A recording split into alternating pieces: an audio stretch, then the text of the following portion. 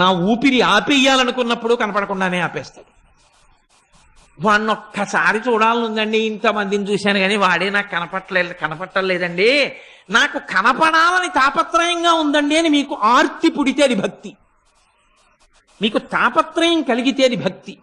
చూద్దామని వెంపర్లాట పుడితే వాడు భక్తుడు తప్ప. భక్తి అంటే ఏదో 2 పువ్వులు 2 టెంకాయలు పట్టుకుని గుళ్ళోకి వెళ్ళిన వాళ్ళందరూ భక్తులని మీరు అనుకోకండి. ఎందుకంటే నేను కొన్ని గుళ్ళల్లో చూశాను. నేను పెద్దకాయ ఇచ్చానంటే నాకు చిన్న చెక్క ఇచ్చారని అర్చకులతో దెబ్బలాడిన వాళ్ళు ఉన్నారు. నేను 6 రూపాయలు కొబ్బరికాయ ఇచ్చానంటే నాకు 3 రూపాయలు చెక్క ఇచ్చారంటే నాది కాదా. ఆయన కర్మ, ఆయనకి ఎన్ని గుర్తెట్టుకుంటాడంటే, ఎన్ని కొబ్బరికాయలు అంటే ఏదో కలిపి కొడతాడు, తీసుకెళ్తాడు, చెక్కల నైవేద్యం పెట్టుకుంటారు. ఆ మిగిలిన చెక్కలేవో ఒక్కొక్కళ్ళకి ప్రసాదం. నువ్వు కావలసింది ప్రసాదమా?